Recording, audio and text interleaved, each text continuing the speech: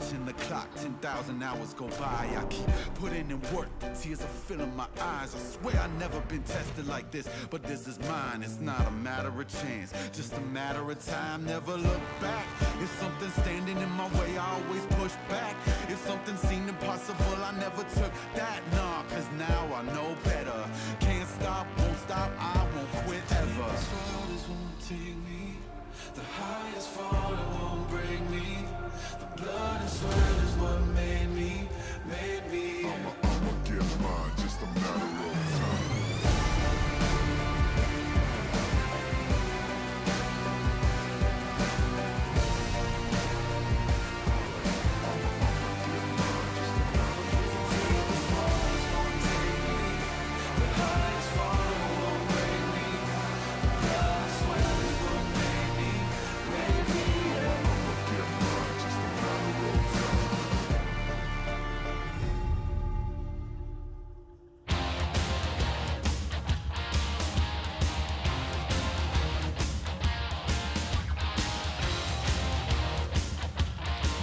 Welcome back, guys, to the LCK. This is Joel with the translations for Dangun and Bitdo for their post-match segment. And once again, of course, with Rift Rivals having just closed out, and Afreeca Freecs have done their part to represent Korea well, but for the time part, they're back to play the LCK and had to go up against the Griffins today. And we really got to see how they stood up against one of the rookie teams that we have right now, and we see how that went out with Griffin taking that win very formidably. And that's set number one, just putting so much power and pressure upon their opponents, and we'll see what kind of portions that Griffins put out during that game number one contributed to the win at the end. And take a look at segments here and there, just a few of the video clips that can help us explain where we are standing right now. So let's look at it now. Just looking at a couple of things where thought that where we saw the smite coming from Aatrox was kind of the important thing right here.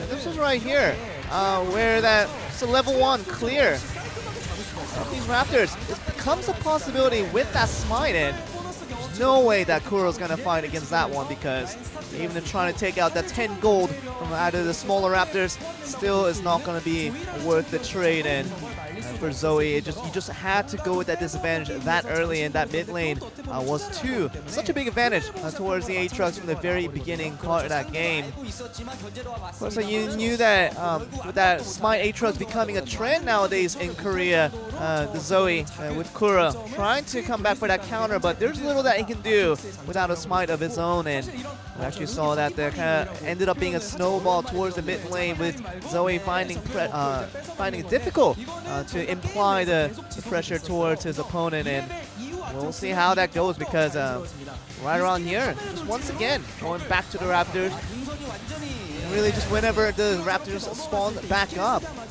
it just allows the Aatrox to just go farm back and get all those gold and XP. And you know how effective that becomes, just of a snowball when you're trying to get even on CS, and you get that extra 6 along with that just an incredible amount of XP that gives off from that one jungle camp. And just goes to show that Aatrox knew exactly how to utilize that smite the right way. And since Zoe is all about trying to just poke out from range and trying to get that really long range shots to make sure that your opponent stays on its heels, and that was supposed to be the point, but it seems like Aatrox knew how to get the advantage on the other way around. And right around here, this where it could have been very, very dangerous for Aatrox here. And it feels like the level advantage and also the gold advantage that it has already built up by this time allowed Chovy to just survive it. It's a full combo coming from Zoe, but doesn't really matter. Not taking out any types of damage, and he keeps continue to get those jungle camps from left and right, and shows that Aatrox was never really been defeated, even though Kuro did his part to collect all the CS and try to get all the advantage that he can. And that all really contributed to a later advantage that couldn't have been defeated by the Zoe. And it just goes to show you that Aatrox patient and just really knew how to take the advantages early. And let's look at some of the items and rune selection as well. for some of the Chovy, what he opted to go with. And went with the electrocute. Obviously see that they're just trying to put out the most explosive damage at times, but also the defensive runes as well, just to make sure he holds on to make sure that the Zoe doesn't get them out in one combo. And you know you have to get that done to survive against the Zoe and also to imply pressure when you're on the attacking end. And Chovy, very good selection of runes. That's becoming a lot of the standard now with the new Aatrox that has been remade in the recent patch. But just a great utilization of that champion coming in from Chovy, and just go to show how Griffin collected their win in game number 1. Let's see some of the what the fans had to say after coming in. And it seems like a lot of the mentions on LPL beating out LCK recently. You guys saw that, Papa, and I'm sure Atlas, they were there in the scene casting that for you guys. So a very interesting thing to see Afreeca back after that tough loss, but to see lose again against Griffin, see how they come back in game 2 should be very, very interesting for all of us. And let's look at some of the one-line summary from Bittle. And Aatrox, you were consistently a piece of art, is what has been summarized in the one-line summary from Bittle. One of the better ones I've seen so far, guys, but I'll send it back to you guys. You think that's one of the better ones, Joel? I mean, Aatrox started his career as literally the worst champion ever. You know, I had a similar thing to say about Aatrox, but it wasn't a piece of art. As we go to our MVP of this game, it's going to be Lehens on the Pike, Hook City. The skewers were everywhere. Hook City, and also he was absolutely wherever he needed to be on the map when he needed to be. That first gank onto Spirit in the jungle, this one exactly right here, honestly set the tone for what was an entirely one-sided match for Griffin. It's these early game moves that aren't necessarily what you expect from this team. As once again, I mean, this dive was a little bit spooky for the little Nas. Sword struggling a little bit, but Keen, I don't know where he was going. He was going to run and die. He's trying to buy time, but sadly, not much was taken on the Rift, barring a Drake in that. It's this play here where Tucson overrates his tankiness and gets EQ'd for almost entire health bar. Death from below, able to pick up the first kill. The reset start, the gold is shared, and then Griffin was just ahead of the play for 28 minutes on the Rift, Atlas. And with a snowball meta, that means you just straight up win. Yeah, and now we'll see whether they can straight up win in 2-0 fashion. Griffin, it would be one hell of a statement to bounce back from a loss against KT to a 2-0 victory, but Afreeca Freecs aren't going to allow them to do it against the same roster. It's going to be Kramer making his way into the AD carry position. We only saw him once at Rift Rivals, but yes, he's been playing a lot of Vladimir, played Xayah overseas, but so did Aiming, so they did every game while they were out there. I've said it a few times now. It frustrates me to no end, but you can see looking pretty calm and confident. Pretty much an overlapping champion pool. I guess the Darius a bit more pronounced for him in the bot lane. Gangplank as well, sure, maybe a little bit more of a stretch. But best of luck finding a way to counterpick Viper, who just plays everything. We saw the Pike from Lehens. Check his solo queue and see that he's playing carry Pike. He's also played Fiora recently. I'm not convinced as a champion he doesn't play in the carry role. If he thinks it's worth gold, he'll find a way to get it. Yep, I hope it's Kindred. I want to see the Kindred AD carry. That's where my head's at. But champion select is upon us once again. Afreeca Freecs trying to hold on in this series and honestly hold on to any form of momentum after what was a horrible last game of Rift Rivals. And you wonder if they have a second punch or a second jab after try to ban out Lehens, because that was what they tried to do in game number 1. And credit to KT, that worked very well for them. When they faced Griffin, Griffin were able to find the Pike and get Lehens an MVP in game number 1. See how Afreeca Freecs want to interact with Lehens champion pool, because priority picking Alistair, with Tucson certainly slumping a bit in game number 1, wasn't a game-winning strategy. Yeah, and so far in the LCK, their ability to win on blue side has certainly been a lot better than that of red. Nocturne, not going to be allowed to be a third-round ban this time as Griffin get rid of it. Number 2, of course, Spirit. He gets his hands on this champion that has already a disgusting win rate. I have a feeling the game is all but over. So not going to happen. Zoe first pick may just be left open for Griffin again. By Griffin again, because we saw an inability to close it out. What about the Aatrox? Do you ban it? Because it felt like Afreeca didn't seem prepared to play it, and they will actually blue side ban Aatrox. Was played by Chovy with Smite. Now the other Smite mid laner that is big in Korea and being played by Chovy is the Talon. So I wonder if we'll see that in this game. Probably not in the first round. If you're wondering why we have the names displayed, there's actually a bug in the client right now when it comes to displaying names. So it's an overlay over the AR. Yeah, the overlay Yes. of the AR. It is some situation. AR-ception, overlay-ception situation. It is pretty strange. But Zoe, not going to be strange, as the first pick is taken away for Kuro. Won't have to deal with the Smite Aatrox, but is it going to just be the Smite talent in the mid lane? See how early they start locking things like that in, because Vladimir would certainly be a possible flex for them. Yasuo could also be taken into Zoe and go bot lane if they want to flex it in and out. So we just really want to know what they want to do. They could also take the Alistar early here if they want it. I like the Vladimir Yasuo combination as well for these first two picks, but going to go with the Sejuani for Tarzan. We'll be able to leave the Trundle duty to Spirit, potentially, which is the matchup we see every single time, but now, what does Tarzan lock away? I think that the Vladimir is standing out a little bit at the moment, but the Yasuo, another option. So I like the Yasuo better, not necessarily because of any disparity between the Yasuo play we see on Griffin, between, say, Chovy and Viper, compared to Vladimir, but more that the mid lane matchup for the Yasuo is a little bit cleaner into the Zoe. So when it comes to things that deal with what's already been selected, I am a fan of that Yasuo. Saw the Kha'Zix Hover, a couple of people playing it in solo queue, but we already knew the matchup. You already previewed it. It's definitely going to be the stock standard. This is the Renekton versus Shyvana top lane of 2018, where we just see this matchup again and again and again. It feels like, you know, last season's NA GP, which was like every game. But that evolved, and I guess we kind of seeing it go both ways. I feel like the pathing means so much as, please no. Oh, God. Please no. Oh, come on. Oh, no. Well, he has to get better than some of the last games. It can't be worse than Probably that last not. Abyssal Voyage. That wasn't great. Okay, Yeah. well, he's going to try the Tahm Kench. It makes a lot of sense with the comp because they have a good siege comp with the 3, but Tucson has had a real struggle trying to play the Tahm Kench this season, as the Vladimir will be locked in, so what you asked for, combo it came later. Thank goodness. Because Griffin had it available to them, it would be pretty ridiculous to give up on this level of flexibility and power in multiple lanes, plus denying the Vladimir away from Afreeca as far as the matchup into it as well. You want to ban Darius, you would imagine, in the bans, just to remove another champion that could potentially be very annoying to deal with, and a keen pick to be true. Yeah.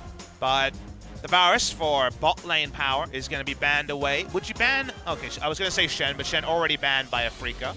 Well, Pyke is going to be banned away here. You can understand why Griffin abandoning AD carries as well, considering the fact that Tahm Kench has been picked up. Not necessarily one of the picks that you pick with those bruises on the bottom side and sees as much power. It's possible. I mean, you know, the weird thing is here, actually Swain has been completely overlooked. Yeah, true. We're going to see Swain priority super high in other series, but crucially, given that Griffin have preferred Vladimir Yasuo over the Flex Swain, and it was not seeing it. Of course, Swain was, in fact, banned last game as well. I mean, it was our second ban in the first round, so... Swain, very, very powerful, not in this draft. We saw the Alistar ban coming a mile away, because if you're banning Pyke, might as well ban the Alistar.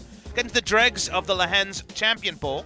See if he has something to show us. Could go ranged in the Soraka, but then I imagine Spirit will show up with a pillar, and that might be sad times. Yep, the Gragas is available, but also the Soraka here as well. And if we're going to Lehen's champions that he's played, Soraka does make the most sense, and it feels like that champion pool that we were pinching is, or that we were thinking that they were pinching, is certainly coming to fruition here. I want to see what Griffin do, because with this draft, I think you have to go bot lane and invade the Trundle and stop a level 2 gank on the Soraka from Red Star.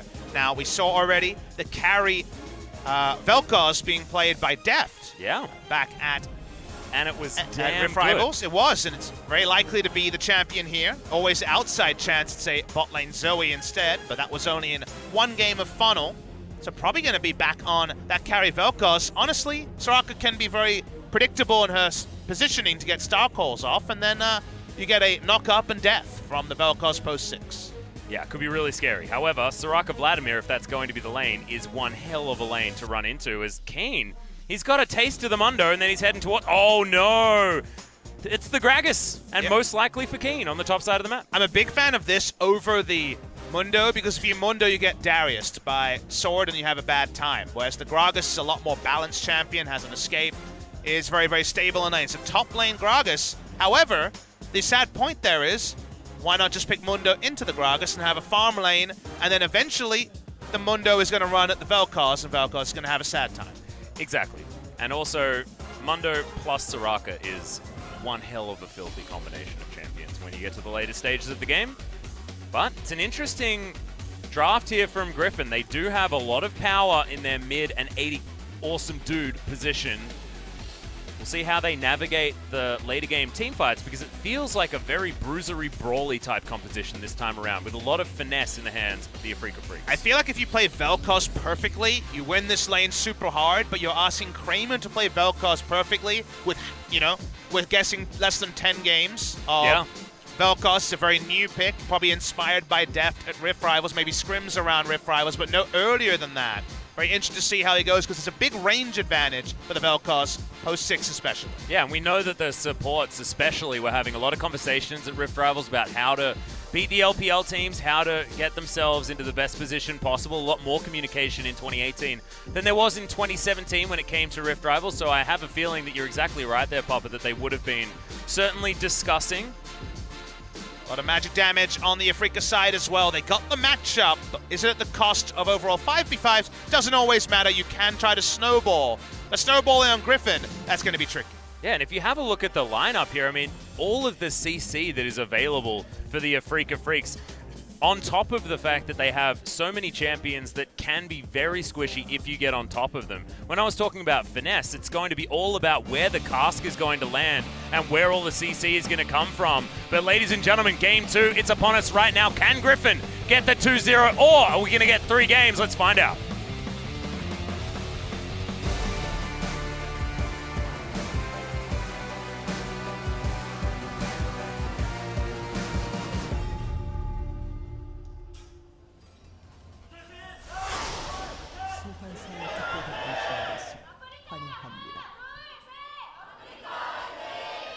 Griffin fans still haven't quite figured out the chant just yet. You know, it's all very new. They figured out League of Legends as a team, so that's pretty good start. I think the fans can fall in line later. Yeah, I don't think they're as important, I guess. Well, the fans are, of course, very important, don't get me wrong. However, the Lehens fans have been off the chain in terms of science. Very nice Shen there. Not sure what the lighting's going on, but it was a cool sign, we can promise you. They would have been up the back. Unfortunately, they were up the back. Ah, yes. So we do have the second tier where things start to fall away in terms of lighting. It was a great one. Saw that one over at the Gangnam Stadium in terms of Lehens signs. But my big query here is, how do Lehens and Griffin deal with the fact that taking red buff into ganking bot is the freest choice ever? Because even if you get the flash out of the Soraka, killing her with Tahm Kench Vel'Koz is pretty easy. Yeah. So that's the predictable start. You would expect red buff into level 2 gank bot. See how Griffin play around that.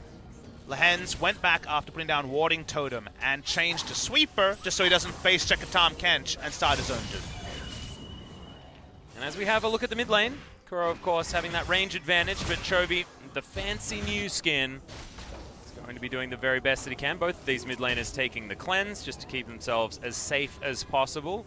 Kuro's is more about Tarzan getting the ganks off, and Chovy doesn't want to get trouble bubbled to death. So the top side start, it's pinged out, so Afreeca actually know the pathing from Tarzan, even though it's a relatively innovative path to take. He started red buff with a couple of cleavers coming in from the Mundo, then went on to the Raptors. See the Talisman, you often see Talisman over the Machete on the Sejuani. Just so you can kill Raptors a lot safer. The reason why he got the extended leash was to try to get bot side scuttle, to try to provide coverage for the Soraka lane. So you get the top side start. By the time you go for the scuttle crab, you don't have any big camps for the enemy to steal away on the top side. So again, this is all about getting coverage for Viper at the cost of a little bit of experience to Sword when he got to the lane a little bit later. Yeah. And he's not going to be worried about that, because he's up against Gragas, and that was going to be a rough time in the early game anyway for Mundo. It's because you're a Mundo. It's just how it works. See, already Keen does have a decent advantage in that lane. Lehens wants to be able to land a few more of these Star Calls. Viper does not want to keep tanking these. Kramer certainly has his eye in, though. Both Lehens and Viper are on pretty short-range champions that walk up. Walk up for a Q, walk up for... both of them, walking up for a Q is pretty predictable. Yeah. It's pretty easy to hit them with those spells, assuming you have the prerequisite experience on the Vel'Koz. And just like with the Kled, I'm sure we're going to see some interesting Vel'Koz players. Spirit's mid lane. Yeah, but so is Tarzan. He's going to show himself now as the exhaust comes down. Of course, that was a spell thief, and Chovy, the wind wall timing was beautiful. Nice, he played skirmish. I see plenty of Gragas. Feels like Gragas, Kled, Vel'Koz bot. These are the new things, the new tech that we're seeing around the LCK. Lots of super carry Doinby impersonators in solo queue. FLICKR among them, trying to pick up on what did so well for the LPL squads. The Gragas was a keen exclusive in terms of top lane. The buff to Gragas was listed under the 813 small changes, but it's actually had a really big effect on the meta. Gragas top lane hasn't been seen for a while. Having a static cooldown that's quite low on the W, and also getting the 50 extra range makes trades for Gragas so much more reliable because you don't have to hit a barrel, and the barrel already had pretty low base damage, so an auto trade is a lot higher when it comes to instant trades. Yeah, just mechanically as well. I mean, it means you can auto trade until your opponent wants to walk away and then bop him in the back of the head. Very, very easy.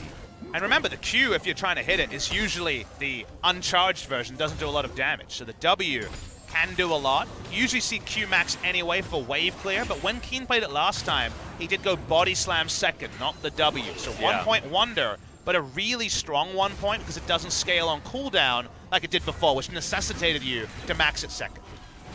Well, Voidfisher is doing a great job here in this bottom side of the map for Kramer to try and help clear out these minions. However, finally, Griffin have been able to push it a little bit further forward. Spirit was hanging out, but is going to go back home. 3-6 because it's double ranged against the Tahm Kench. There's no threat of an all-in, so a bit of a CS lead is opening up for the Vlad, who just wants to push Vel'Koz into turret. So that's a little bit more tricky for the Void Monster to deal with compared to just poking in a more even lane. Not to mention the fact that Vladimir Soraka is a pretty repulsive combination of champions. Oh, yeah. So, in their own right, certainly a strong lane. However, Vel'Koz, like you were saying before, does have a lot of wave clear options to him as well. But not under turret. That's the issue, is in mid lane you get level 5 fast and you can double W to kill the back line. Yeah. In bot lane, when the lane's being pushed under turret, your autos are a lot more finicky, using your spells. And just the exact amount of damage to get last hits is, again, going to be something that on an unfamiliar champion you're going to struggle with, and you're against Viper, someone who knows all the off-meta stuff, as Kramer, who has been creative in the past, but the wheels are turning quickly when it comes to bot lane meta. Yeah, and I actually wanted to talk about Viper because this game around, he's gone for the Predator. Went for the Execute in the last game and now wants to be able to take the teleport to this lane. Do you understand why? It's pretty clear. It's a good question to ask, Atlas, and I'm sure you have a good idea, but the difference is this support's not Roman, this support's laning, and that laning is being pretty painful for Kramer and Tucson to deal with. So if you're going to stay bot lane, go for laning summoners, as Arzan looking for a wraparound, but no level 6s means no harm, no foul just yet. Yep. Okay, so Viper just going to try and grab that flanking potential, utilizing the Keystone instead of picking up the Ghost for himself. Like it a lot. Like it a lot. Coming in from the Griffin bottom lane.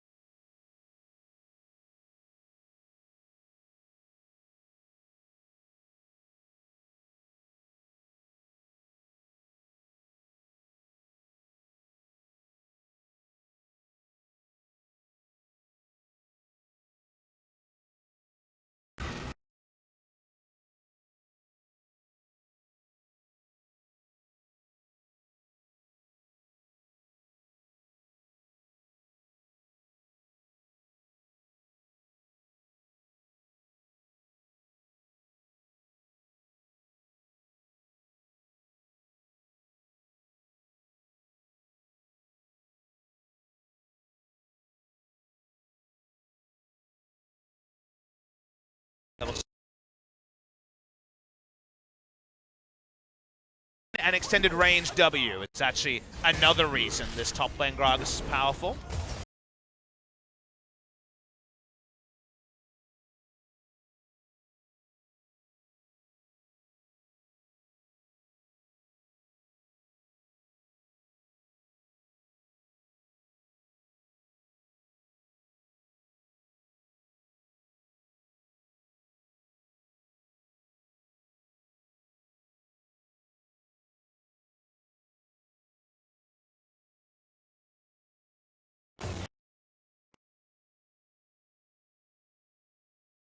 And that's just not something available to a Gragas.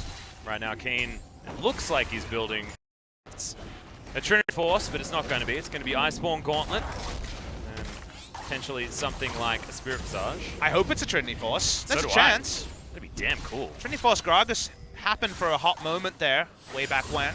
Was that around the same time that Trinity Force Alistair was a thing on the top side? No, this is much later. Oh, Much okay. later. Trinity Force, Alistair, good memories. Beautiful memories. When you throw on the IE as well, like it was in Season 1 and Season 2. Yeah. The big 1-2 massive crit bop. Oh, baby. Absolutely fantastic. But we digress. Bottom lane still absolutely fine for Griffin as they're parking it down there. Tarzan will be able to clear out his Krug camp, but he has been suffering just a little given the fact that Spirit now has his Tiamat. Can farm out these camps very, very quickly, get himself around to where he wants to be. Troll Ward sticking in bot side around the red buff. I believe Spotted Spirit walking towards the Krugs. Yeah, they haven't checked that one for a while. A bit sad. That's a cheeky one that's been around for a while. As far as, you know, the idea of where to put that particular ward. The issue you see for Afreeca is when you're thinking of conceptualized future fights, you can say the one good news is, well, no knock-up synergy at all for the Yasuo, so gonna have to be a self-made knock-up for Chovy. However, Vladimir Predators at you, and definitely the damage threats here really don't have many things they can do. Vladimir could zone out Kramer and Kuro alone at, say, 2 items. None of those big Wombo knockups. I mean, Arctic Assault is there, but that is about it. Yeah, conditional, probably needs a flash to get there. As these are the all-ends we talked of. Abyssal Voyage is going to come in. Sanguine Pool very early. Viper does have the flash. He's going to use it. With a flash immediately after Spirit of Lehens. He's completely alive and untouched as he gets the heals in at the right time. And it's in fact Viper that gets the kill. Outnumbered, they still make it work. That's summon a heal, ult, and a W. And that was enough to keep Viper alive with his ult heal as well. They're coming back in to try to kill Kramer. Yeah, they've forgotten the one rule, that you've got to kill the Soraka rule. As Viper teleports back down to the bottom lane, and it's as if nothing had happened at all. He went down so low, but now it's all getting worse. Dash Cannon, in fact, comes in. Proto Belt completed now. 20% CDR for the Vlad. He's having a whale of a time. Scary stuff, because the Abyssal Voyage, no teleport also on Tucson, means he's going to get there slowly. Vladimir gets his item time and gets back to lane first. And because of that sticking power, Tarzan easily able to pick up the Mountain Drake as a freebie. Everything going the way of Griffin again, and this is a play that was started by the Afreeca Freecs. Yeah, Chovy going to come down and help out. Viper as well just throws himself a Q in there. We'll move back to this lane, and Griffin once again feeling like they're in control. It's a slower game than game number 1. It's a very different story this time, but it's still that feeling of inevitability when you've got one team that's just performing a bit better on the day. See if Afreeca will be able to turn this one around. They do have, of course, things to say. Scheduling, for example. It's only been 48 hours since they landed. But if it's a 2-0 for Griffin and a one-sided 2-0, then you have to talk about the play of Griffin rather than the outside of game factors for Afreeca. As the big takeaways, still early days, only a kill in. And we have to remember as well that our discussion at the start of the day was, what is a loss going to do for Griffin? Because honestly, we hadn't seen one since Challenger. You know, this is a team that doesn't lose very often at all, and by that I mean they've only done it once. And how do they bounce back? They bounce back by decimating Afreeca in game 1. And if they can get the 2-0 here against the team in touching distance to them on the ladder, that is huge news for the squad. Seeing Spirit walk up, we know that Soraka's here, but that's not going to be a big amount of damage. Chovy taking a bit of damage here as there's the trouble bubble. Windwall, beautiful timing. As Kuro just boops him. Not too much more. Denying a paddle style like that is exactly how you play the matchup. And I do love the fact that you bring up, what does a team look like after a loss? Because we've seen so many times in LCK history that's a very relevant question. Think back to Peanut early in his career when he finally made playoffs. He'd only played 2 best-of-5s in his Rocks Tigers year, and they were both finals because the team had qualified first. And we saw that he really struggled in those scenarios. Keen might struggle in the top side. Body slam, about the maximum most range you can get, and gets himself through that wall, but Spirit has to dodge briefcases, and Kuro hanging around here. Nice. Chovy's going to come in. Yeah, you got the barrel to boot back sword, but he does have the ultimate available to him, but there's grievous wounds. The Wish comes in. He's got a stopwatch as well. And now finally, Chovy gets in. That's the Arctic Assault. And they kill the Gragas very quickly. It's a 1-for-1 trade. And the rotation is there from Afreeca. But is that just more kills? Disintegration Ray comes down. Silence is too late as Chovy eventually falls. And now Kuro gets the cleanup. Afreeca even out the kills. Afreeca able to clean it up because they send up Kramer and Tucson. The Abyssal Voyage gets them there, outnumbered. The Vladimir stays bot lane. This time we thought Griffin had bought enough time to get the Yasuo online, but in doing that, they opted into an outnumbered fight. They just couldn't win. Yeah, as well as the fact that, yeah, Viper didn't have his teleport, so he's on the bottom side of the map, and that means the Afreeca Freecs get themselves the 5v4. And it's all about what's happening on the minimap. We were, of course, focused on the champions. Notice that Vel'Koz and Tahm Kench are walking up super early. Vel'Koz had teleport, but wasn't going to use it until they understood where the fight would be. They try to buy as much time till Tarzan sets up that knock-up, and they get the Yasuo in there. And while this would have been a one-team fight without the Vel'Koz and Tahm Kench, both teams stuck around for differing reasons. Chovy rotating, but also the bot lane rotating. So overall, an outnumbered trade for Afreeca Freecs. And I really like the Abyssal Voyage with the Vel'Koz as well. We spoke about this a bit when Deft and Marta played the combination, but it's like setting up your artillery on the back end of a fight. Well, Kramer got a Super Soaker. That's pretty interesting. Okay. I was not expecting anything other than Ludens, but we do get the GLP coming through from the Vel'Koz. Not as crap as when it first got readjusted. I think usually I try to err away from words like crap, but the GLP on release was so much worse than Archangels and Ludens. It was hilarious. But now it's just another target acquisition tool. I feel like the enemy is already so predictable that you don't really need it, but if it's a one rotation thing, could be useful. Yep, I understand. Also giving yourself another disengage option, theoretically, if someone's you think running about at you. When are you really using it in a fight? Usually you use your poking abilities and you're rooted in place with your ultimate, so threading in a GLP is kind of strange. So usually Archangels or Ludens is the expectation. But Kramer does it a bit differently. We'll evaluate as the game goes on whether it was the right decision. Yep. Still, yeah, haven't seen it to see whether it actually works or doesn't. Is Redemption going to fly forward? Griffin getting softened up a little bit here as Shelly's copping a beating from Spirit. Watch the Predator from Viper, not used yet. Watch the fact that Viper is in this fight as well. That's going to be what makes all of the difference as Griffin tanking a bit of damage onto Tarzan as Chovy and Sword make their way forward. Keen does find himself the ult, but it's not really the one that they want as they're still holding on. Into the backline goes the Vladimir and the dash cannon secures the kill. The Wish, they're at perfect timing yet again, and Kramer this time, disintegration rate isn't what we wanted. Tarzan picks himself up the Eye of the Void, and now Sword is just chasing Keen to the ends of the earth. Oh no, don't worry, the phone call got to be a little bit important, so he allowed him to go. Keen gets his nightcap. He wanted a couple more drinks before bed, and he'll even get to recall instead of being dead. Happy times for him. That was a very nice flank by Viper. Yeah. Nice positioning, but of course the AP value's not there and only a level 1 Hemoplague. But his job is to zone, and zone he did. It's precisely what he managed to get done, and this is what happens. I mean, that spells the difference between Kramer having safety to use the disintegration ray where he wants, and Kramer being either dead or running away. And that's exactly what the Vladimir needs to do, and exactly what Griffin were missing in the last fight. We don't want to finger wave too much, but notice the GLP was not used in the fight. So we'll wait and see. We'll continue to evaluate. We're glass half full here. We give people a chance. Like Korean solo queue, you and I now know that you can lock in whatever you want. But if you start feeding, people get real mad. Yeah. This was before the meta became lock in whatever you want as a rule. Yeah, I find it weird now talking about it because you're like, yeah, no, everyone completely understands. It's like, well, I mean, Heimerdinger bot is now meta, so. You can play your Rumble support, just don't go 0-3-0. Yeah. And as soon as you do that, it's your fault. You're flamed to high heaven, and it's all the worst. But I mean, you could be playing a meta champion, the still same thing will happen. Oh, solo queue in Korea. 2 items onto Viper. He's got the Spellbinder and the Proto Belt. He's ready to go. He's committing. This man's bought the ring, and he's ready to go. Just needs to hop down on that one knee, I think. Chovy as well. He's got his Phantom Dancer, but see what he decides to build into next. It's a bit of an interesting purchase of the longsword. Last time we did see the rush of the Infinity Edge in our last game, but we've also seen Yasuo's recently that didn't even buy Infinity Edge until item number 4 or 5. Yes, Derek's can be rolled in there. Guardian Angel second can be rolled in there. Very much a team effort when it comes to damage dealt by Griffin. Predictably, Kuro does things on Zoe. with the poking. Tarzan so far has out-jungled Spirit pretty significantly. He's been ahead of the play this game. Not really any scoreline implication to that, but we've seen Trundles run all over Sejuani's. But the best thing about this matchup, sadly, it doesn't provide the fire that people want from Kindred or Leeson in the Lace matchups in the past. But usually the person who paths best gets a big lead while the enemy kind of just has to shadow them, and they're kind of boxing with shadows if you're second to the top lane, second to the mid lane, if one of these champions gets going.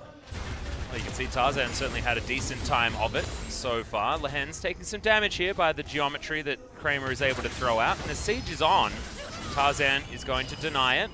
Wind wall available from Chovy as well, which can be very important, stopping a lot of these projectiles. Pharaoh with about 1/4 left. It's about a minute to work out where he wants to use it.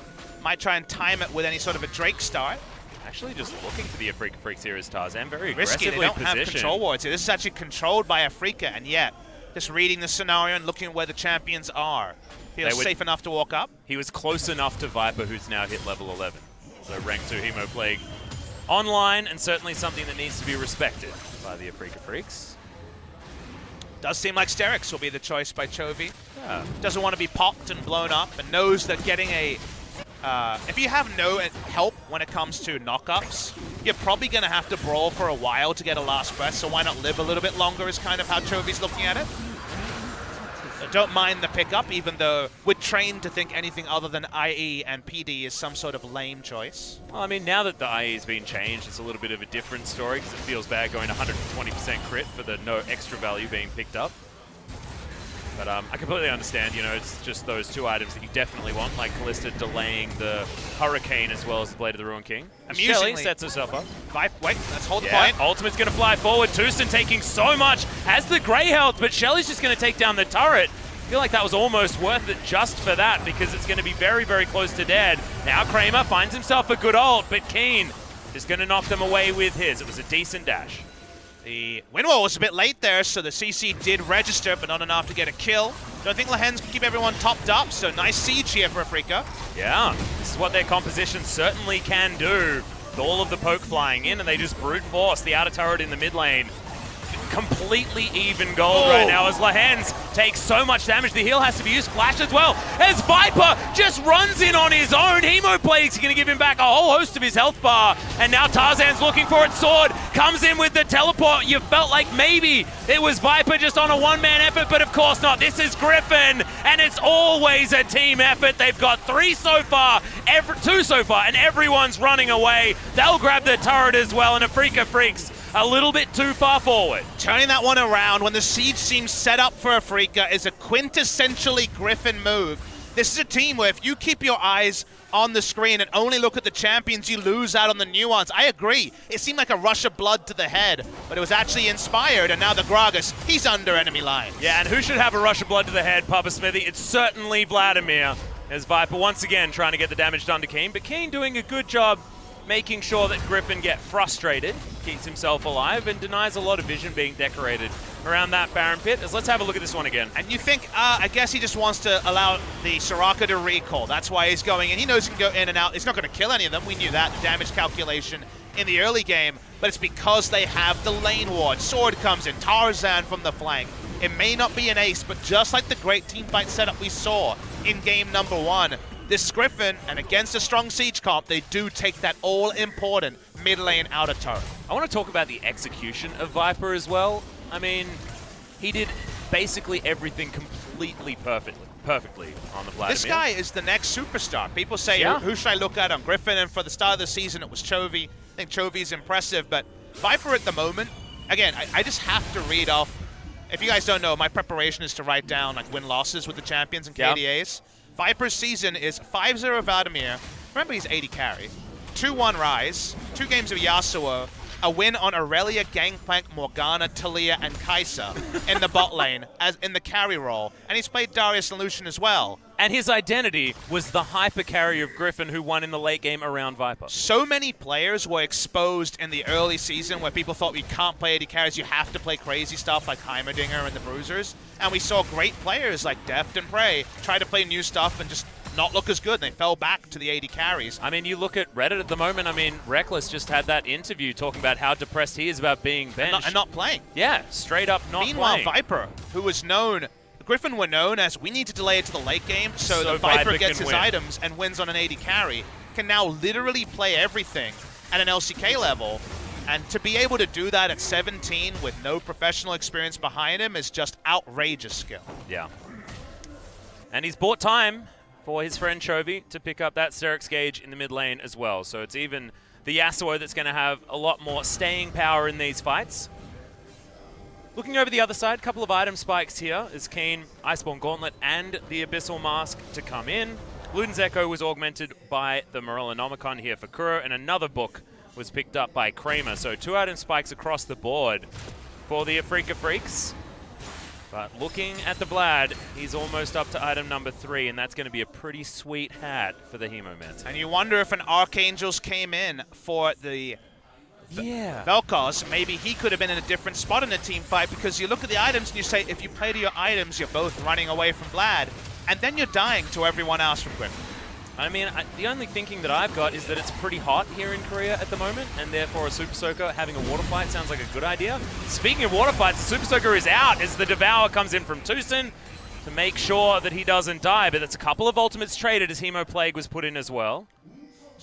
Throws it in because he wasn't sure what the team wanted to do, and Vladimir can disengage with ultimate so easy. They get the Soraka ult out as well, so that's a nice play from the Afreeca Freecs, only having the Trundle and the Vel'Koz ults on cooldown, both of them pretty short.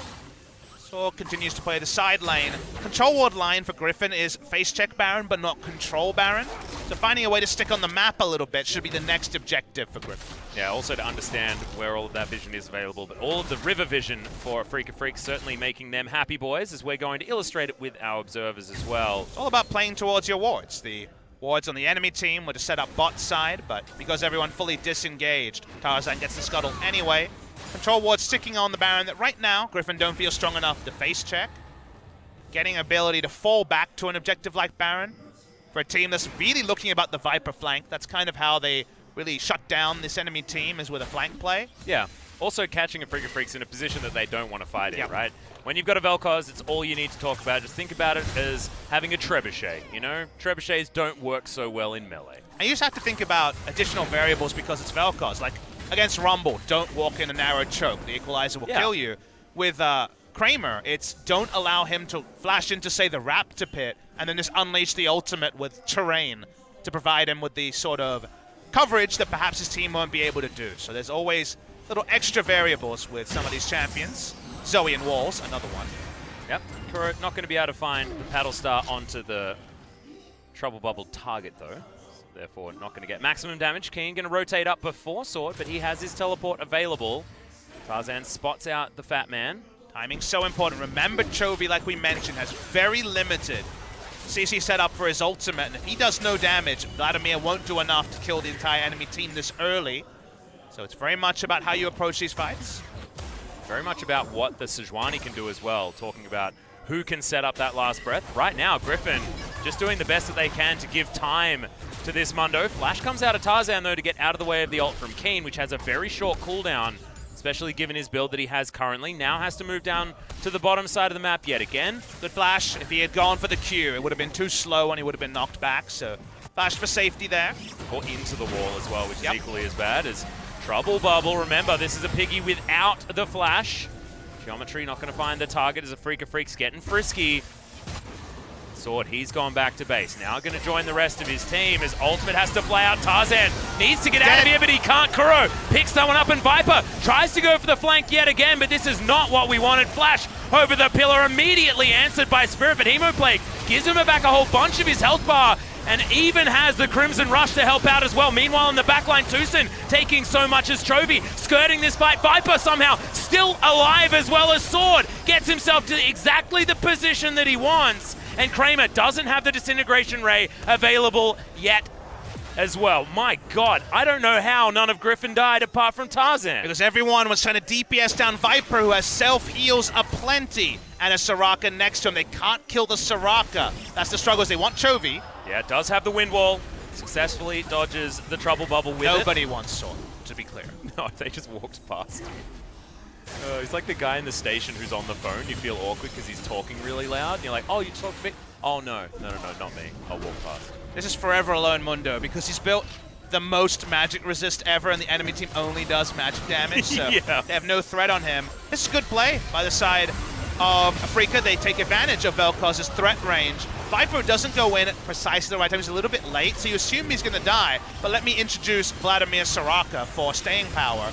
I believe he took about 5,000, 6,000, 7,000 damage in this fight and still didn't die. I think he took because 5 of nobody's his killing the health bars. Soraka. Yeah, and that's what happens. Don't kill the Vlad. He doesn't die. We learnt this in Bronze solo queue when, 10 years ago. Whoa. You were playing pre-release 10 years ago?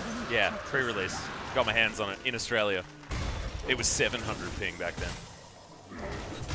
Well, I played on Western Australian internet, and that was 230. Oh, that's true. That was even worse, wasn't it? I lived that life. I really wish this was damage taken chart, because Vladimir would have been off the charts. Yeah. We weren't kidding when we said, 4 of his health bars did get taken by the Afreeca Freecs. And you know what? DPS. He has 1,000 gold lead and a really sweet hat, so the diving the backline, accidentally killing Kuro and Kramer situation. Level 16 comes in, it's probably unlocked. For the fact that Viper has been literally diving into the backline, putting his face into the enemy team so often, to have not died this game is absolutely ridiculous. Still, we can't just be one note. He was too late when it came to the fight because Afreeca was being proactive. And all we've said this series, we want to see to the aggressive the spoils. Let's see the aggressive moves pay off. Afreeca were able to get the single pick. They can't get the objective, though. But the objective turns with the Trundle Pillar and the Trouble Bubble are very strong for Afreeca. And once again, they have the Baron control that kind of makes Griffin pretty frustrated, because for now, they're being corralled into the inner turret. They've got the wind wall out of Chovy here as Afreeca Freecs setting themselves up for the siege. Kramer, the only bad thing we've really had to say about him is his build choices with the Soup Soaker instead of an item that we would normally see on a mage. He's been good. Yeah, he has. Been able to get into the right positions, hasn't died yet, and Vel'Koz certainly susceptible to dying. And when you've got a team that really wants to dive you, I think he's passed the eye test so far. You can understand the natural kind of setup for a Vel'Koz, because I guess you kind of play it like your Jhin in many ways. Yeah, I when guess do so. you set up your ultimate is the only real question, and you just have to know threats. And Uzi always said it best when he talked about the fact that you need to know all your enemy cooldowns. Once you no longer have threat on you based on the enemy's CC and interruption, that's when you ult. And so far, Kramer has been very good in that particular amphitheater. Now has himself a Banshee's Veil as item number 3. But speaking of 3 items, Chovy has an Infinity Edge. So if we can set up this Yasuo to get the work done, what has been a pretty quiet performance from Chovy so far, it's been about the Viper show for Griffin, certainly could turn around.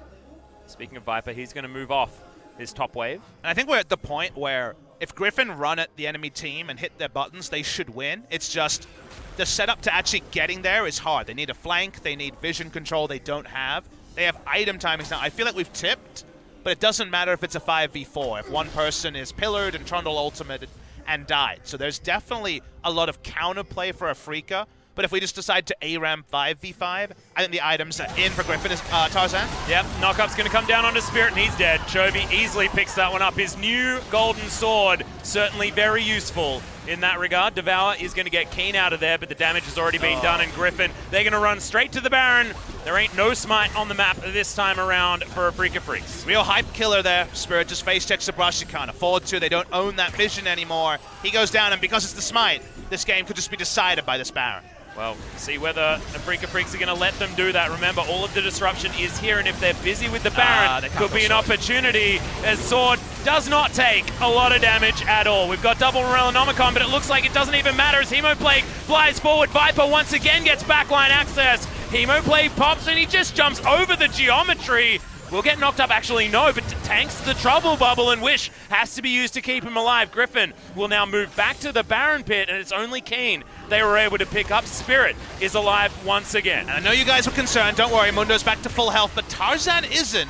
And if the Zoe keeps poking, here comes the TP. Yep, teleport is going to come through. It's going to get Kramer into the fight. can set himself up as he gets very, very close to Griffin, who are now losing their health bars. And I don't think that they can get this Baron at this particular point in time. Sword avoids the knock-up. Super Soaker goes completely wide. And Afreeca Freecs, they were actually thinking of heading over to the Baron. Now Griffin trying to turn this one on its head. Do they have the cooldowns back off and available, though, as Hemoplague not up? Last breath could potentially be in here as Chovy flashes himself out of the way, and who's going to overextend? It's going to be Chovy, as it's Kuro that dives into the back lane. Ultimate is going to come down as Griffin still want the fighter's Sword, just wailing on top of them. Now teleports to fly in, and Sword, despite the fact that he's basically unkillable, he does not have a team.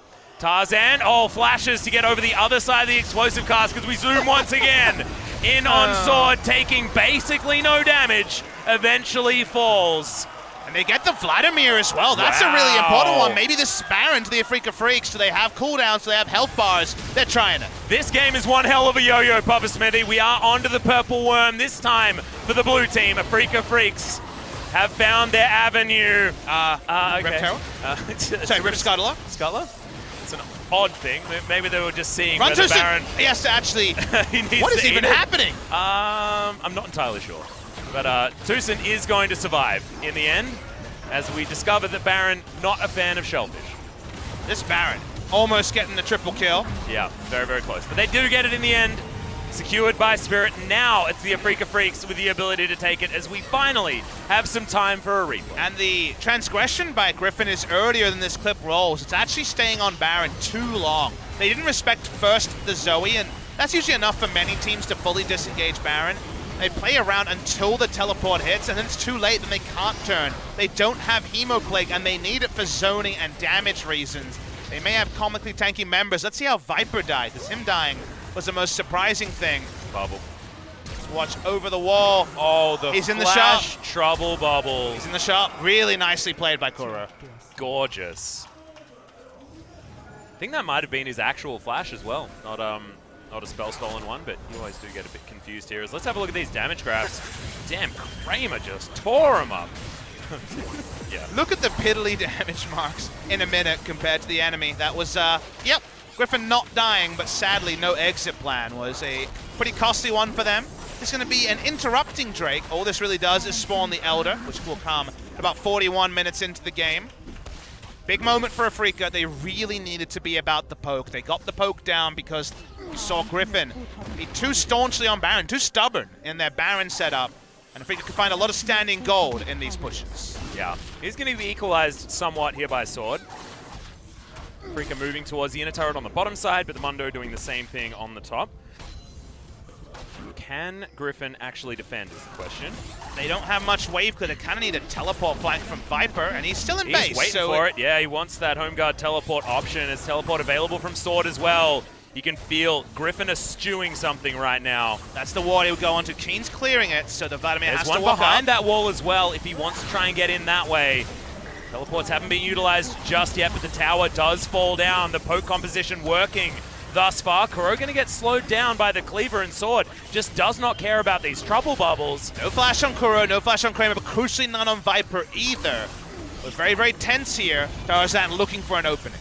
And we know this is what Griffin want to be able to do. There's no Baron that's beating them down this time as they're trying to set up for the dream play. Sword is going to walk his way forward. Sadism still available, remember, so this damage doesn't really mean anything at all as Viper finally makes his way around. Will the Hemoplague be there? Oh God, Spirit! That was a beautiful pillar, but the knockup is going to be in there. Tucson saves the Gragas as the Wish is down as well in the fight. It's just taking so long. Lahan's already out of it, but they picked up Keen on the back end. It's a double as Kuro falls, and Spirit just prolonging the inevitable. Sword grabs another one off that, and Griffin, you can never count him out in a fight. Execution on both sides, very good, Atlas. The pillar there was so clutch from Spirit because Viper didn't have flash to flash over it, only got it afterwards. Very, very close, but eventually the Hemoplague goes down. Kramer and Kuro can't put out the damage. Griffin are able to get through the Baron buff power play without being too much in terms of damage taken, and now they're going to try and break the base. And this is exactly what we were talking about. Disintegration Ray wasn't even used in that fight because Kramer was never safe enough to utilize it, and Devour had to be used on a Gragas. And now a lot is happening. They're sieging mid lane. Viper is split pushing as well. Still the death time at 10 seconds on Kuro. So long. No change on death timers after level 8. Yeah, exactly right. We are well past that. It's 38 minutes into the game almost as Chovy, he's got a hell of a lot of damage. He's going to let the minions complete the inner turret. And I have a feeling this could be very close to a backwards Baron power play as Griffin just tore the map open. The Griffin playbook of will be fine eventually makes sense when you have Mundo, Yasuo, and Vladimir. But Atlas, the 1-2 punch that we were kind of looking for from the side of Afreeca is abated because they only have magic damage. It's very easy for Mundo to be comically tanky. Pillar was so good onto Viper. He gets nothing out of his Predator flank with the home guard as well. But eventually, Mundo can walk up, and if they have one AD threat, he's much lower. He maybe dies to something from the Vel'Koz. But because they have no AD threat, he is literally a god of tankiness. And that is the problem that Afreeca have no means to change. This is one of the only times where the damage amplification from the Hemoplague is really huge as well, given the fact that Chovy did get his last breath off at the beginning of that fight, still had it available, and could just cut down the tankier members of Afreeca Freecs as if they didn't have any tank items at all, given the double amplification from the extra armor penetration and the Hemoplague. The itemization choices are big. We always see the Warmogs on the Mundo, but we see it from Sejuani as well, because what does Afreeca do? Poke. Well, guess what? You siege with Baron, you disengage, you siege in general. Disengage, get your health bar full, and health was always a great stat against mages because this is the sort of scenario where you can be an effective tank line for so long until Viper finds the go button, until Yasuo gets the knockup. Tarzan poking around the side, breaking bases, sieging, very tricky for the side of Griffin. They have no marksman, their mid laner is melee. The Soraka is, of course, going to be in the back line, so for now, actually growing their lead further, they actually really would prefer Elder and Baron got on the map so they could force a fight. Well, it looks like Griffin just want to win the game right now, Papa Smithy. They've got stopwatches aplenty on everyone. Guardian Angel completed by Chovy, and then buys another stopwatch as well. But the problem is, they're probably not strong enough to just full-on turret dive, so that's why they need the Baron and the Elder to be more neutral places to fight than the places that Afreeca are going to opt into, because if they're diving, that will definitely be Vel'Koz finding the ability to get a big ult on. Well, we'll see whether they can actually get there on the side of the Afreeca Freecs, because looking at them, they've got two really cool hats available for Kuro and Kramer. We're waiting for the damn Void Staves to be picked up, though, because they need to find a way to soften up Sword before he just becomes impossible to deal with. Not to mention the fact that Tarzan's getting very tanky as well. The just kill X kind of marker we always talk about in terms of team fight, who should we be focusing, is a Soraka. And you got to say, it's kind of disgraceful that Soraka has not died this game at 41 minutes. Also fantastic positioning from Lehans. But we've watched the replays where he's gone untouched and they've been trying to kill the Vladimir. Sadly, they're not going to get to the Soraka in the next fight. She is going to be way down the back. And if she lives, it's hard to see through double Warmogs, through GA, through Vladimir as a champion and the Zonias he has, how they kill somebody. Well, Sword's got a dang Gargoyle Stoneplate now as well. This is the most magically tanky Mundo I have ever seen in my entire life. Look at him. He just does not care. I try not to look at him. It's, yeah. It's depressing. It's like he's, no, I'll get to you guys in a minute. You can do your damage if you want. And he just walks at whoever he wants. They want them to walk through a choke, and then you best believe Vladimir is going to be very interested in RSVPing to that fight. Yep. He's waiting to press his boots button as he's already set himself up. Predator is off. He's waiting to get in on the other side, but that's a really nice ward. But what it's doing is buying time for the Baron, though. There was no way that they could lose in that scenario. And what value did they get out of the Vladimir flank? Massive value. He disengaged 5 people because they knew they couldn't opt into the Hemoplague and they couldn't get to the Baron. Predator for a Baron, pretty good trade. Damn right. Wants to complete his Void Staff for 6 items as well. Viper is about as strong as he can possibly get. You mentioned pick up the Elder Drake as well. That has already been started here by Griffin. It's going to be a slow one if it's just Sejuani and Soraka, but they won't die as Chovy finally turns up. Okay. All right, can we kill Viper? I'm going to go with no. Well, and that's going to be an Elder Drake. Very easily picked up. Now they get a free back. They're glowing in all sorts of different ways, be it purple, be it gold. And Viper doesn't even want to get his Void Staff. He wants to keep pushing. Well, he's got a sweet new buff, so he's feeling pretty good about the double buffs he's wearing. And with comps like Griffin have, it can be very difficult for viewers at home to see skill expression of macro or any kind of the other parts of League of Legends, because appropriate sieging and whether you get collapsed upon or siege has been a mechanic in League of Legends for a long time. People know how to watch for it. Moments like that with the Predator zoning away 5 people is macro expression, is decision-making that separates Griffin from other teams. Because we've seen many teams this season draw some sick champions that can team fight, not be able to team fight, and then just get beaten at 40 minutes by death timers. They make a wrong decision and lose. Griffin were able to get a Baron for free because of their setup. It was appropriate. They had the flank. It was very well executed. Yeah, and I also believe that other teams would have fallen into that trap where Afreeca just move further back. That ward is going to win them that fight because they get their Vel'Koz into the position. The other team peels off the Baron thinking that they're going to find a win with that flank. However, Griffin just make it into an unlosable situation. And you imagine the call was, stay on the Baron, I'll get them, was basically the call from Viper, and he did. Didn't require the damage, just required the Predator. Breaking the base, as you can notice, still difficult because they desperately don't want to dive unless Kramer can be taken out instantly. Wow, that is so much damage availability from Viper, but the Disintegration Ray not going to disintegrate too much. Just did a bit of damage there to Tarzan, and Sword split pushing on the top side. No one is doing any damage to this Mundo whatsoever. And they can actually look for a dive now because the Vel'Koz ult is down, and Atlas, they don't have damage when the Vel'Koz ult is on cooldown to kill the members of Griffin. No.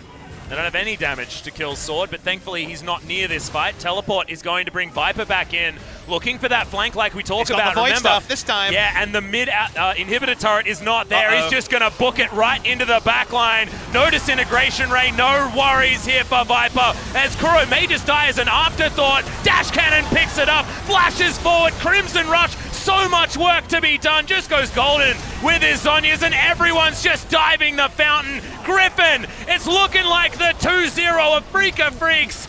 Nothing they could do in that last fight. Honestly, if Viper doesn't get this MVP, I will eat a metaphorical hat, pup. I didn't bring one with me, but I'll eat one.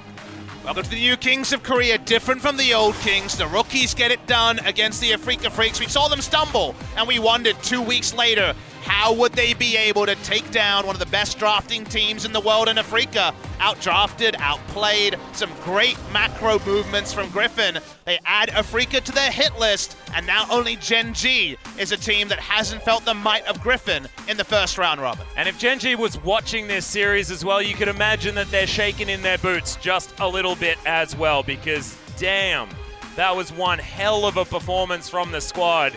Yes, there's all those caveats that we need to say. Afreeca having a lot of time spent over in China, not getting a lot of reset time, things like that, but it was time on this patch and experience against international teams. If this is a close 2-1 win for Griffin, I think we don't change our expectation because Afreeca do have, like you say, asterisks. Yeah. Unfortunate in terms of scheduling to play straight after the Rift Rivals break. Same patch, but of course the meta going to be different nationally than it was internationally. We're not focusing on Afreeca's play. What you should take away as a viewer here, let's just focus on what Griffin did. Did Griffin just beat a weak team, or did Griffin have smart internal consistency in their drafting, in their play? That's the takeaway. And Griffin did. They had many moments that we pulled out, many team fights they put together, smart macro moves like the Vladimir zone that would have worked well against any lineup. It just happened to be Afreeca Freecs on the day. So we're not going to say Afreeca Freecs is out because of the loss, but we're going to talk about how Griffin is on the up again because of how they play. Yeah, give them the benefit of the doubt for the bounce back there as well. And we need to talk as well about what our criticisms were of Griffin in their loss against KT. And it came down a lot to Lehens getting targeted. Well, he didn't get targeted very much in the last game, but he had a beautiful performance on the Soraka whilst he wasn't getting targeted. The Pyke as well in game 1, MVP winning performance. And the fact that he went unkilled, I believe for the whole game, maybe at the end, yes. I lost train of thought, but I believe he went unkilled on Soraka in a game where he might have died at level 2 if he didn't have his wits around him. Didn't really have a big target on the Soraka. She lived far too long. I think this one's going to be Viper. He was able to pop off and then some on the Vladimir. Great play from him. Great play from Griffin. And it's going to be good to hear from the players to understand where they're at 2 weeks later. Yeah, exactly. Get an idea of what they were doing in those 2 weeks as well. I could imagine everyone practicing the Aatrox certainly was a thing. Unfortunately banned in this game, but Chovy in game number 1 certainly did make it look good with Electrocute instead of the Comet that we often saw over in Rift Rivals. Honorable mention must go to Kramer. I have a feeling that a lot of people will overlook a lot of the performances, but he was absolutely fantastic. A confusing item choice, but I think that only gives him more credit as, yes, very deserving MVP for Viper. 3-1-7 on the Vladimir, but it was all about how he used that big brain of his to get exactly the fights that they were looking for. And now the next opponent says, let's ban the damn Vladimir, but we know there's so many picks behind it. We know the meta is rolling, and Aatrox and new picks have to occupy some of those ban spots. You really need to have things that the enemy team, that Griffin, have to ban against you, because if the push and pull is to allow Viper his best picks, you're going to be very, very frustrated. Yeah, really excited for the MVP interview as well, because it's the bottom lane of Griffin, as it was, of course, Lehens that grabbed it, as this was just disgusting. Healing reduction was very amusing this game. Yeah. Zarkeen was trying to get rid of the Soraka, I guess, but Lehens just wanders back in, and once again, is able to heal absolutely everyone. Oh, God. Healing done would have been another interesting stat this game. I wonder who won, Mundo or Soraka. Probably would have been pretty close. Vladimir. That's true. Damn. Speaking of which, this was one hell of an explosion with the Tides of Blood, nerfed, by the way. But it wasn't about Viper going in 1v5. It's about why and what they got from it. The that was they were able to Vladimir engage, basically. The sleight of hand from Griffin with these fights, everyone knows they love a good fight, like to scrap. But the sleight of hand to pull off the flank teleports they do, the Baron takes they do, that's what really separates Griffin from just another good team fighting team. There's definitely more behind the glove than first appears. Yeah, absolutely silly the Viper survived this for so long. No one, in fact, dying after the Sejuani earlier on. It's an example of why you need to focus the damn Soraka. Nice play from Spirit here. He was able to stop Viper, rocking the back line. Eventually they were able to get some kills, but would have been very different if the Predator and Home Guard buff was worn by the Vladimir at the start. Yeah. A lot of fights like this, it was a ground-out victory, but Griffin had the late game. They were confident in their scaling. They didn't have to take a big lead, and when they finally got map control, the game ended in one fell push. Yeah, and it was a really fun game as well, really fun series, because it wasn't necessarily one team messing up or anything like that. This was Griffin just orchestrating beautiful team fights, and Afreeca often having the answers. So, to find more about the Griffin 2-0 victory, let's throw it over to Joel for some translation.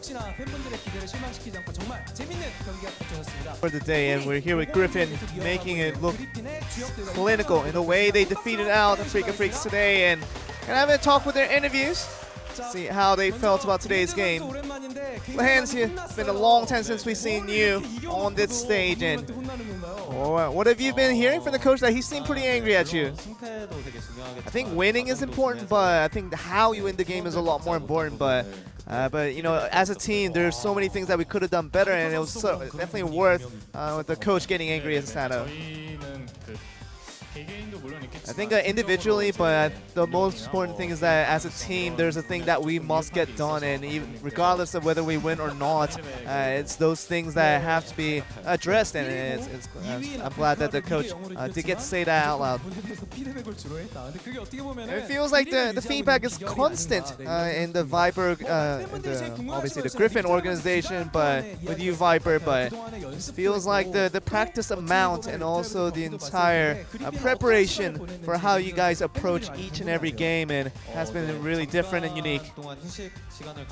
We did get a little bit of a break over the last week, and we got back on practice right after, and I feel like that practice really leading us to a victory once again makes us feel really good. And of course, you guys, I'm sure you guys would have been very exhausted at the fact that you guys practiced so hard.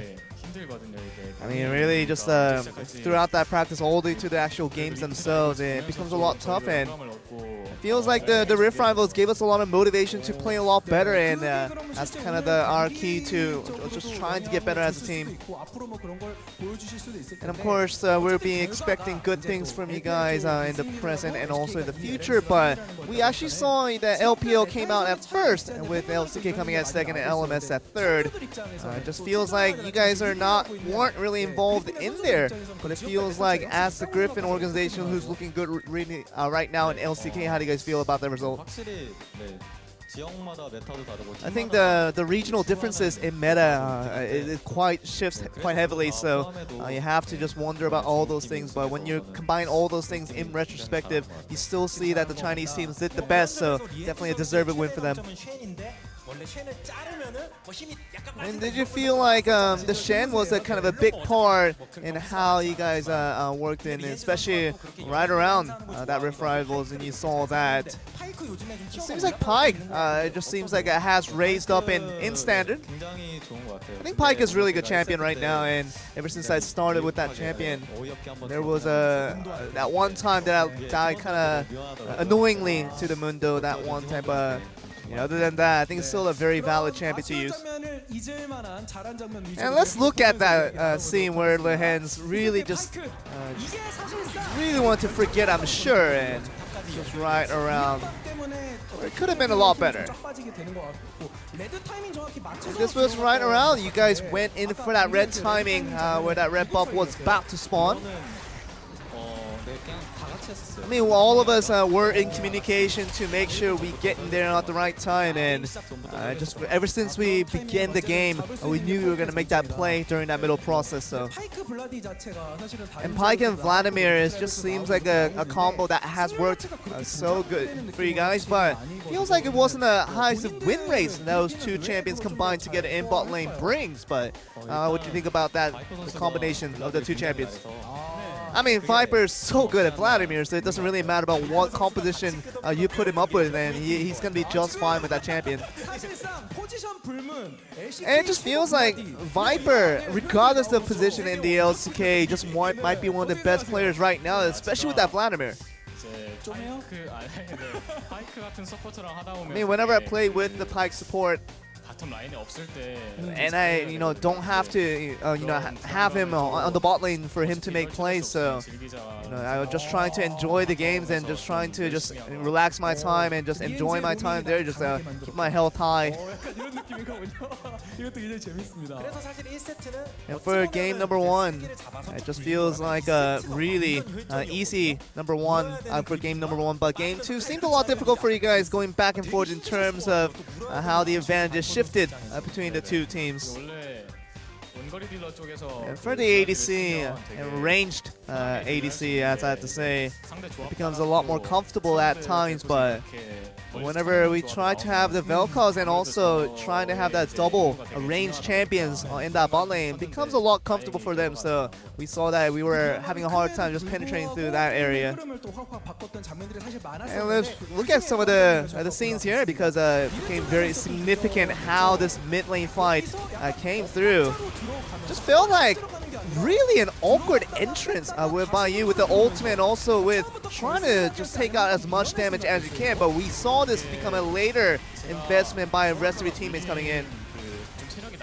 And I knew that the Soraka, the HP was quite low, but when I was trying to go in, everybody was trying to come in from the opponent's side and try to get the most out of that for the damage.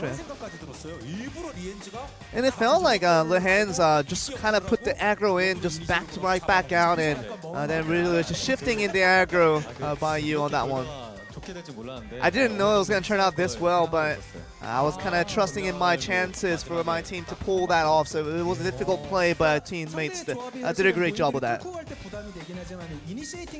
And for that initiating, it just feels like the ADC has to get that done at times, but it's a well job done by you guys overall. And of course, Aatrox was a big part in today's game as well, as a big storyline in terms of how that remake Aatrox played so well for you guys today. We're trying to experiment with so many different champions right now, and it feels like I think Chovy can show you guys lots of different champions in the future. I mean, Heimerdinger in the bot lane, what about that one? I think it's good to be good at every champion in League of Legends. And you do say every champion, but it feels like the ADC, the ranged ADCs has been buffed, but still not making an appearance back in the meta. And it feels like the melee champions getting a lot more love is still in the very recent patch. And what do you feel about that one? I mean, range ADCs were always good if you were good at it, but at the same time, it just gives you such an insurance in the late game. That's why if you can assure that your early game will go fine, the late game does put you at such an advantage for the range ADCs. So definitely you're blaming individual players if the range ADC do not do well in this meta, but with 2018, you guys did face your first defeat, and how did you feel after that one? Because it was I'm sure it was a unique feeling for you guys having never lost a single series. I mean, that series that you bring back, but I think just not even individually, but as a team, we all did very bad. So I think it was a situation where we felt it was too obvious to get wins every time, but just mental-wise, we were able to get back in the game, and now we know how to get that winning mentality back into our status, and it feels great for that one. Anything you'd like to say to the fans? I'm sure so much cheering coming from them. I think we want to always strive for that 2-0 victory every single time, and we always thank for the support, because it's just a wonderful thing that you guys bring to us. Thank you very much. I mean, the world's best Vladimir right now. Viper, would you like to say something? And we're putting lots of effort in and trying to provide entertaining games for you guys as our priority as well, so hope you guys keep cheering on for us. So world's best Vladimir, quoted by Bito, not me, but that is gonna be Griffin picking up that very nice 2-0 victory against the Rift Rivals participant with Afreeca Freecs. But I'm gonna send it back to you guys for the rest of the segment. Thank you very much, Joel. And world's best Vladimir might be a bit of a stretch, but by what he did today, I could believe it. AD Vladimir, I think we give it to Viper. I think in the duo lane, he's certainly been the best, and it's a well-deserved victory for Griffin. First game, not as much of a sweat. Second game, with the comp they had, trickier to close out, but eventually do close it out over Afreeca. Very important to see Griffin go from strength to strength for a lot of people who were a bit bemused by the results of Rift Rivals, wanting to see some change. Are we seeing another step towards that change? Griffin, one more match in the first round robin, 7-1. They will play 9 in that first round robin. Afreeca done with their 9, 6-3, a decent return. But for the team that was consensus and very, very clear second in the spring season, still a lot of work to be done in the second round robin. Yeah. And we still have a corker of a match coming up. It's going to be in about an hour as KT Rolster take on Hanwha Life Esports. But if you think about teams performing the best at the moment, you think about Griffin, you think about KT getting the 2-0 against Griffin, then heading over to Rift Rivals undefeated. Could this now be a battle for top place between KT and Griffin, where the dream storylines will coalesce? You never know with KT Rolster. I think if you look at how they've played, am I too excited? I think this should be a straightforward win for them, but we'll have to wait and see. It's going to be a long break, guys, about 48 minutes, then we get to see that series. Yeah, exactly. So go do whatever you want, and we'll see you back in about an hour.